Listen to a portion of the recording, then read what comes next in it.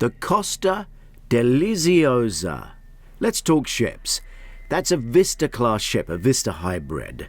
And it was delivered in 2010 because after Carnival saw this, the Queen Victoria delivered in 2007, her sister ship and another Vista-class ship, they ordered the Deliziosa.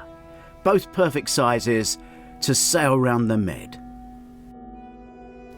As we sailed around the Mediterranean this last few weeks, this summer 2025, we were followed by the Norwegian Sky, which I thought I would show you because it's a Sun-class cruise ship that could vanish at any time.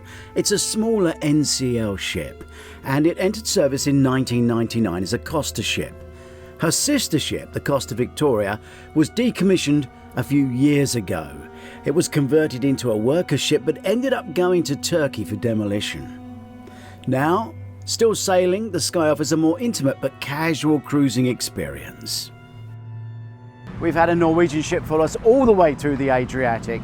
It's been a great 7-day cruise, and we've not had to go through passport control because we got on in Rome and we're getting off in Trieste, both Italy. Trieste, as we've said before on Doris Visits, and please subscribe, is a great port. There's a fabulous palace castle down the end there, bus ride away, which is really worth visiting. We have a film of that on Doris Visits and a film of this wonderful town. So please see the town. It's not necessarily a gateway to Venice because Venice is at least 2 hours away on a coach, 2 hours back, and if you put a lunch break in the middle, which the excursions normally do, you're going to see very little of Venice. So do consider seeing Trieste. Look at it. What a square. The Norwegian Pearl is a dual-class cruise ship operated by NCL, built by Mindwerft, launched in 2006. This ship carries approximately 2,394 passengers and offers a variety of amenities and activities, including multiple dining venues, bars and casinos, and kids clubs and teens clubs. And when we got into KOTOR, as you can see, it had to tender because we, the Queen Victoria, got the dock right next to the old town. This is the Pearl, sitting docked next to the Victoria, and as you can see, they're both similar sized ships.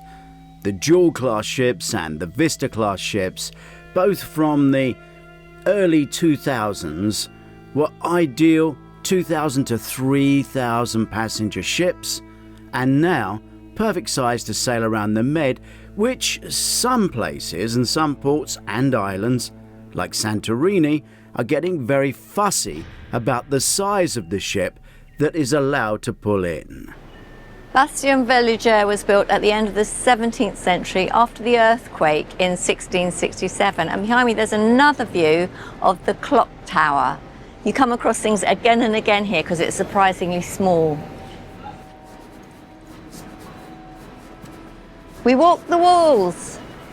The Vista class has a strange history. Even the Arcadia at P&O is a Vista-class ship and was originally going to go to, well actually firstly to NCL, but then to Cunard. It ended up at P&O. This is the Cunard Queen Victoria, a perfect ship for those who like a little more space, a little more attention and a little more style. It has 2,000 guests and you feel like as many crew. And like many of the ships that cruise the Med, it's a family ship. These are the youth areas, but laying dormant during school term time. This is the P&O Aurora, which is an adult-only ship, but you wouldn't know the difference between it and the family ships during school term time. These ships perfectly sit outside these ancient walled cities. This is Rhodes. That's the Aurora. It's so close. The bigger ships can't do this. The Azura, at just over 3,000 guests, is probably the biggest ship that can comfortably get round a lot of the Mediterranean. What does it offer? A lot more entertainment and dining options. Just a bit further along on Deck 7 is the Malabar, where they have evening entertainment and magic shows for kids in the day. and it's right next to the Sindhu, another premium restaurant for Indian cuisine. Whilst this ship may have around 700 children on board during school holidays, you'll probably never see them. At the opposite end of the playhouse is the Manhattan, and this is where in the evening they have a disc jockey and you can dance, or last night we saw a comedian. What's the difference between a big ship and a small ship? This is a small ship from SAGA, less than 1,000 people, but it only has an orchestra of 3, whereas Cunard have 2 orchestras.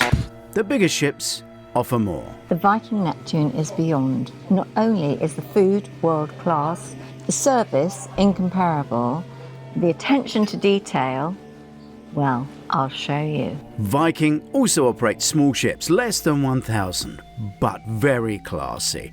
The food is at another level. However, daytime entertainment is rather studious and destination-led, and their cast, just 3, and 2 of those are the Ents manager and Ents assistant who come out of the office to work in the evening. My current favourite, the Queen Anne. It's got modern style, but old class. It's just a nice ship. Although I do enjoy them all, and we do travel on all the cruise ships, the message here is it's important to choose the right ship for you. Here on Doris Visits, we have tours of all the ships. Go to Doris Visits on YouTube and watch each of the ships before you choose. The ship is important. It needs to reflect what you want.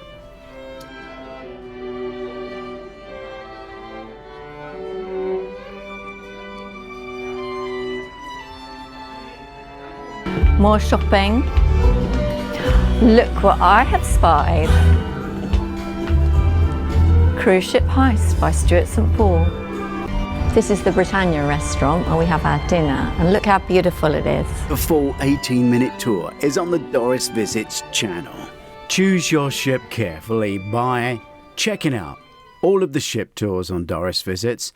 And if you get the chance to read one of my books, please start with Cruise Ship Heist. That's the beginning one. Do review it. Thank you very much in advance. And if you see me on ship, do come up and say hello. Press that subscribe button. Jean's Port Guides are in playlists on YouTube, so the Caribbean is in the Caribbean playlist, and all the others are in their own playlist. Please subscribe.